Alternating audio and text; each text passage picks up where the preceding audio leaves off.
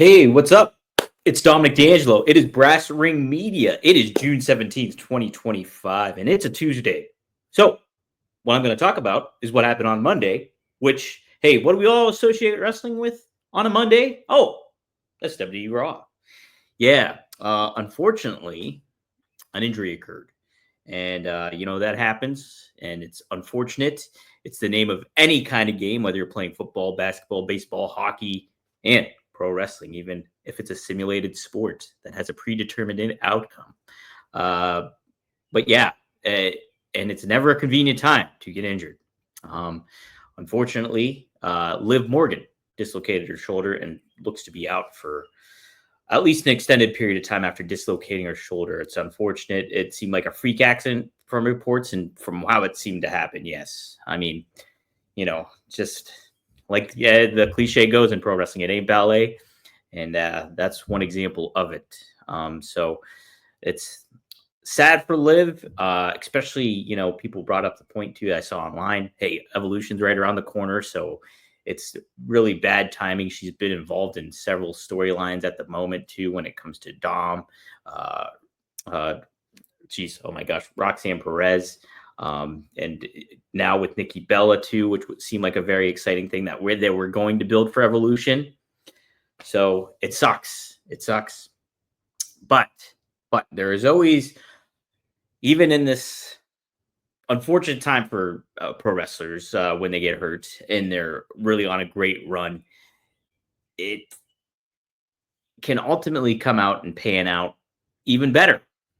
Absence made the heart grow fonder with Rhea Ripley when she went through the same kind of thing here with Liv. And Liv blew up. Like, she became a even bigger star while Rhea was gone. And so it made me think about this situation for Liv. Yes, I think Liv and Dom as a couple has been great as a heel duo. And, I was intrigued to see where the story was going to go with her and Roxanne. And then now with Nikki Bella kind of being in the mix as well, there was some cool opportunities there. But I think at the same time, too, I think, you know, almost we're getting close to, I think, needing a breather with the Dom and Liv relationship, because I think, it was running really, really hot. And then after, the Rhea feud and then Liv losing the title and some other things going on there too, I think, I don't want to say it ran its course because there was more story to tell for sure. But, I do think it was getting on, if it was a bell curve, it was on the dipping part of the bell coming down. So, because I mean, think about it, Dom's getting big reactions, when it comes to almost babyface pop style. So, I mean, that's something to kind of consider. And then, yeah, I'm sure they had some sort of thing planned out here with Roxanne, and maybe they can still do something to that effect. And, but, I do think if they decide to not keep her on television, considering the injury, and she gets time away, this could really help. It can gotta almost be a round two of Dirty Dom doing his business with the ladies when it comes to Roxanne, maybe. And then Liv almost mirrors her, that whole situation mirrors what Rhea went through. And then you can build a story where Rhea and Liv see eye to eye on something, and that's Roxanne Perez. And then Dom is just like, quote unquote, sowing his seed. So you just have that whole kind of element coming into play, and you get a baby face Liv in maybe a new story, or Liv comes back hot, like, and you do like the 1998 Rock thing where she does align with Rhea and then boom, turns on her, or something like that happens.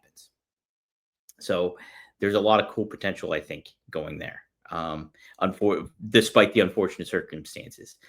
Part two of this is another thing that made me think about too.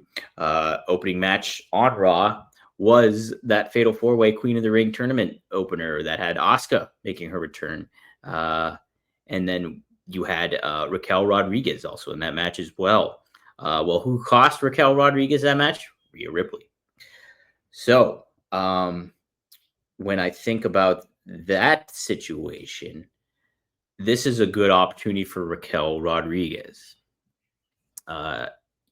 she shared the spotlight, and the majority of that spotlight went to Liv Morgan as a tag team duo, as her enforcer. And it makes sense because that's how it was set up. But now that she's getting in a program with Rhea Ripley, and now that spotlight is all going to be on her. So it is something Raquel Rodriguez can really, really benefit from. And Rhea can help bring Raquel Rodriguez up to that level that you want your women's roster to be at. And, I think this is a great chance for Raquel to make the most of the situation, and despite it being unfortunate. But this is a chance for her to show her personality, to show maybe a different kind of side of her that's maybe more aggressive and something that really rivals the strength, stature, and like physical and aura of Rhea Ripley. And if you can do that, this can almost be like a Wolverine Sabretooth kind of deal for all you comic book fans out there. So yes, the Liv Morgan injury stinks. It's not cool. It was sad to see it happen that way too, in that manner. Wish her the best in that she gets healthy, and but when this kind of stuff happens, it's next woman up. In regards to, like, if you think of it from a sports perspective, somebody gets hurt in the NFL, you can't just sulk over it. You have to, hey, what else can we do? What's the next? And so somebody has to step it up on the roster. That somebody can be Raquel Rodriguez. And this opens a door for another person. But in the same turn too, unlike sports, sometimes, an athlete can come back and, something is diminished of them.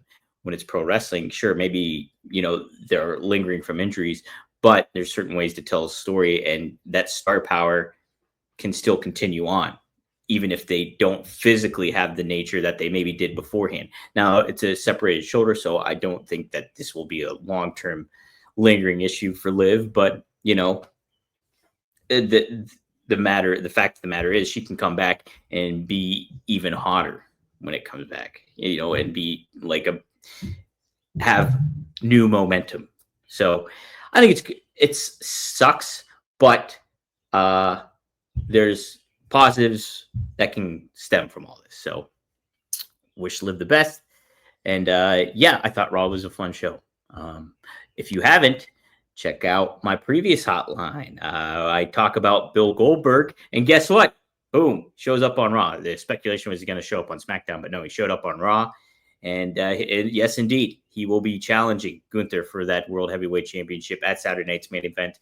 I make the case why Goldberg should win that title, and it's not just for the nostalgia fix. There's more to it. So check that out if you haven't. Also, check out some other shows on there, too, that we did over the weekend. Zach K. Dorn did Brass Ring Media. Ash Mann did her Kick Ash podcast. And Robert does a great job with the Nocturnal Knockout that gives a different topic that covers a very unique stuff. So be sure to check all that out. Also check out Mind of Meanie, which went live over the weekend as well on Brass Ring Media. Lots of fun content on here. We'll get a new episode of Straight Talk with the Boss this week, I'm sure, as well. And maybe Fonzie too. I try to get Fonzie cooking this week as well. So we'll see how that goes. But thank you all for tuning in to the Daily Wrestling Hotline on Brass Ring Media. If you haven't, try the Patreon out. Go to patreon.com/brassringmedia and check out all the paywall content that they have. Zach Cadorn does a great job behind the scenes. I will get to one of those too and do some my own stuff there at some point or another. But thanks for tuning in to this Daily Wrestling Hotline. And always remember, call 1-900-909-9900.